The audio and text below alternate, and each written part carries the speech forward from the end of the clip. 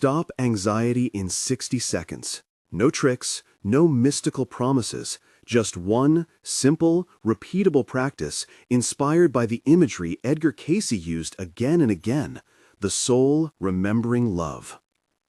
If you try this now, it will give you a quick reset, a way to interrupt a rising spiral and move your attention out of panic and back into calm. Edgar Cayce, in his readings, spoke of moments when a soul, dimmed by worry or regret, brightened simply by remembering love. He described life as a classroom, the afterlife as a review that is more about reflection than punishment, and the borderland as that uneasy place between what we are and who we intended to be.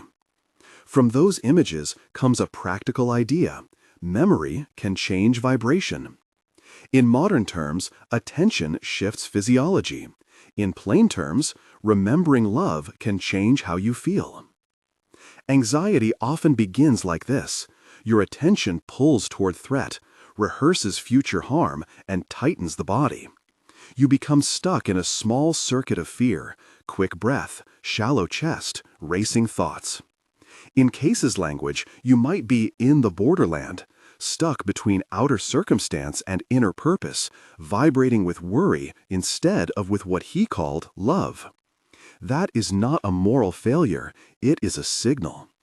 The practice that follows is a short skill you can use whenever that signal appears. Begin now. Find a comfortable position. You can sit or you can stand. If you're driving, wait until you're safe to try this. Close your eyes if you can. Take one deliberate breath. Breathe in for 4 counts, breathe out for 6. Again, breathe in for 4, breathe out for 6. One more time. Breathe in for 4, breathe out for 6. Let the exhale be a little longer than the inhale. Let your shoulders drop. Notice the weight of your hands. Feel the floor beneath your feet.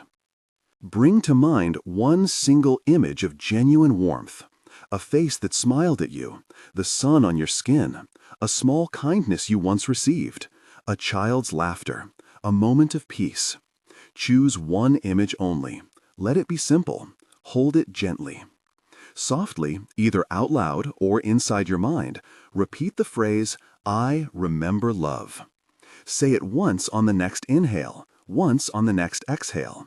Breathe in, say the phrase, breathe out, repeat this. For the remainder of the minute, let the words match the breath. See the image with each repetition. Notice the sensation that arises in your chest, perhaps a softening, a warmth, a lightening. Place your right hand over your heart or bump your thumb and forefinger together as a small physical anchor. Keep breathing. If the mind wanders, bring it back to that single image and the phrase, "I remember love." After 60 seconds, let your breathing return to its natural rhythm. Soften your shoulders. Open your eyes if they were closed. Notice the shift, even if small. If you feel steadier, save this moment. If you feel little change, that is okay. The practice is repeatable and kind. This is a micro reset, not a magic cure. If this helped you even a little, pause and save this clip now so you can find it again when you need it. Why does this work? In Cayce's framework, the soul's quality, its vibration, is shaped by what it holds in memory. To remember love is to align with a different vibration. Psychologically, the mechanics are simple and proven by how attention and breath influence the nervous system. Slowing the breath signals the body that threat has passed. Focusing on a positive memory pulls attention away from catastrophic forecasts. A short physical anchor, hand to heart or a gentle tap, creates a bodily cue that reinforces the new state. Together, breath, focused memory, repetitive phrase, and touch interrupt the loop of anxiety and create a pathway back to calm. To make that explanation feel alive, imagine a scene Cayce often used. A figure in dim light wandering through an unfamiliar corridor. The edges are gray, the voice of doubt echoes. Then, as if from a pocket of memory, a face appears, a kindness remembered, a laugh, a warm hand. The figure pauses. The corridor brightens. The shadow recedes. It is not an instant erasure of all trouble, but a reorientation. The heart remembers its original note. You can mirror that now with a minute and a phrase. Edgar Cayce's readings are not presented here as scientific fact. They are a set of images and teachings that many people find useful as metaphors and practical tools. His language about the borderland, the Hall of Records, and the law of resonance serves as evocative maps, not literal blueprints for everyone. Use them as a lens to help you practice remembering love when anxiety arrives. To deepen this into a longer, reliable tool, it helps to understand the landscape Cayce described and how his images map to inner experience. He spoke of life as a pre-chosen curriculum. Before birth, souls would contemplate lessons they wished to learn. They might vow to encounter certain circumstances and relationships to develop qualities like patience, courage, or compassion. These choices were not about punishment. They were commitments to growth. During life, anxiety often signals that we feel out of step with those commitments, that our attention is on fear, not on the love that animated our purpose. Cayce also described the afterlife as a gentle review rather than a tribunal. There is a moment of looking back where one sees the effects of choices, the good done, the harm caused, the lessons learned. This review, in his readings, is overwhelmingly compassionate. It is an opportunity for insight, self-forgiveness, and rebalancing. The borderland is the in-between space, the place of unresolved tensions where worry tends to gather. The law of resonance, as Cayce used it, suggests that like attracts like. The vibration you hold will draw corresponding experiences. If you hold fear, you tend to notice fearful things. If you hold love, you begin to notice moments that resonate with love. Those images can be applied practically in a modern, secular way. Think of resonance as attention. Where the mind lingers, the body follows. Where the mind chooses to rest, on love, on gratitude, on a single warm image, the nervous system gradually follows suit. Here are 4 short stories from ordinary life that illustrate the method and its uses. When Mara stood backstage before the talk she'd prepared for months, her hands shook and her breath came shallow. She squeezed her palm into a fist, stepped into a small, quiet corner, and did the 60-second reset. 3 breaths with the longer exhale. 1 small image. Her grandmother clapping at her recitals, the way the older woman's eyes softened. She said, "I remember love," 3 times. She put her hand to her heart. When she stepped out, her voice was steadier. The content was the same. Her presence had changed. Evan woke at 3 a.m., his mind racing through worst-case scenarios. He lay still and counted his breath to slow the loop. Then he brought to mind a tiny kindness, someone returning a lost wallet years ago and smiling as if they recognized him. He whispered the anchor phrase with each breath. The tightness in his chest loosened enough for sleep to return. He did not erase the problems waiting tomorrow, but he interrupted panic long enough to rest. A mother named Jo sat on the edge of the hospital chair, exhausted from worry. Between updates, she pressed her thumb and forefinger together, breathed for 60 seconds, and pictured the small face of her child asleep on a weekend morning, sunlight on the blanket. She repeated, "I remember love." The hands-on anchor reminded her to return to this place whenever alarms and alerts pulled her away. Luis faced persistent low-level worry about bills and future plans. Every evening, he practiced a longer version of the reset, 5 minutes instead of 60. Visualizing a single scene, the first time he rode a bicycle with his father cheering. Over weeks, the evenings became an anchor for him. Anxiety did not vanish, but it became more manageable. He found he could sleep and wake with a quieter mind. None of these stories claim a cure. They show something more modest and reliable, a skill that offers a pathway out of acute distress and into steadier presence.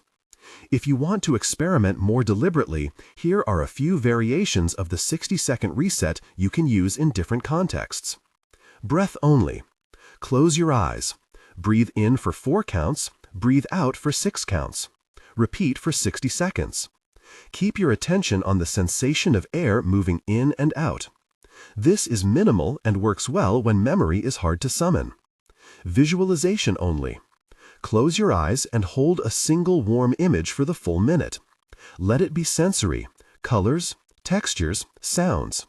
No phrase, just sustained memory. Let your breathing be natural.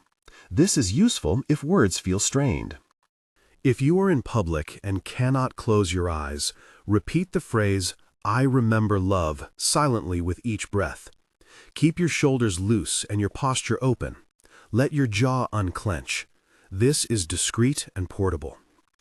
If motion is constrained, say you are seated in a meeting, place fingertips together and gently press them each time you exhale for a minute. Pair this with soft counting or the internal phrase. This creates a small tactile cue that the nervous system can learn. All of these variations share the same principle: shift attention, slow breath, and introduce a tiny bodily anchor. For those who want deeper immersion, here is a longer guided practice you can use when you have 5 to 10 minutes. It expands the 60-second reset into a deeper recalibration rooted in Cayce's imagery of light and remembering. Follow it slowly. You do not have to believe any metaphysical claim to benefit from this as a visualization exercise. Find somewhere you can be seated or lying down. Close your eyes. Bring your attention to your breath. Feel the rise and fall of your chest. Allow your inhales to be steady and your exhales a little longer. Count as needed: 4 in, 6 out. Imagine a soft, warm light just beyond the edge of your awareness. It is not bright or intense, it is calm and welcoming. As you breathe, imagine that light moving toward you. With each in-breath, it draws nearer. With each out-breath, it spreads a gentle warmth across your chest. Bring to mind one small image of love. It does not have to be profound. An ordinary kindness will do. Let that image sit in the center of the light. Now, in a whisper or silently, say the phrase, "I remember love." Let the words match the rhythm of your breath. Breathe in, "I remember." Breathe out, "love." Keep this pattern. If thoughts intrude, notice them without judgment and return to the phrase and the image. Imagine the light responding, brightening a little as you repeat the phrase. Feel the warmth settle into the muscles around your heart. If a memory of regret appears, imagine that the light holds it gently and allows you to see it with compassion. Allow forgiveness for yourself to arise naturally. Stay here for as long as you like. When you are ready to end, let the image soften. Bring your attention back to the room. Wiggle your fingers and toes. Open your eyes slowly. Notice how the body feels compared with when you began. Remember that this practice is a tool to be used again and again. If you find value in this, consider building it into your day. Start and end the day with 60 seconds of remembering love. Place a reminder on your phone, or tie the practice to an existing habit. After brushing your teeth, do the reset. Before your morning coffee, do the reset. Small repetition creates habit. The phrase and the hand-to-heart gesture become a learned cue that calls up calm more quickly over time. A brief, practical note about safety. This practice is a micro-intervention for acute moments of anxiety. It is not a substitute for professional care. If anxiety is persistent, severe, or disabling, or if you experience panic attacks, intrusive thoughts, or overwhelm that interferes with daily life, consider reaching out to a mental health professional or a trusted clinician. Use this technique as one tool in a broader care plan. To deepen your understanding, here is a narrative summary of Edgar Cayce's central themes as they relate to this practice, offered as a context that many people find helpful when they want to connect spiritual metaphor with daily coping tools. This account is a paraphrase of Cayce's readings and aims to preserve the tone and images he used while making them accessible. Cayce spoke of the soul as a spark of something larger. Before entering physical life, souls would reflect on the lessons they wished to pursue. They would consider relationships and challenges that might cultivate growth. These pre-birth intentions did not constitute rigid scripts, but rather a set of aims or virtues the soul hoped to develop. The earth then becomes a schoolroom, not punitive but pedagogical. Challenges are learning opportunities, relationships act as mirrors. From this vantage, anxiety can be reframed as a signal of misalignment. Your attention has been captured by fear, not by the love that animates your deeper aims. In Cayce's imagery, death is not an end, but a transition to a different kind of awareness. The afterlife, described in his readings, often includes a review. This review is not a trial. It is a loving reflection, a chance to see how choices affected others and to understand the consequences of actions. It is an opportunity for self-forgiveness and for reorienting toward lessons not yet fully learned. The borderland is the liminal space where beings hover if they have unfinished business or unresolved attachments. It is where worry tends to lodge, a place that feels neither here nor there. Another recurring image is the Hall of Records, a metaphorical archive that contains the impressions of lives lived. Cayce suggested that understanding one's path comes from seeing patterns across experiences, from the accumulation of small choices. The law of resonance, in his terms, suggests that one's inner state draws towards similar external circumstances. If one lives in fear, fear is what tends to show up. If one lives in compassion, one will notice opportunities for compassion. This is not presented as cosmic retribution, but as a natural alignment. Like attracts like because attention and action follow one another. From these readings springs a simple practice: remembering love.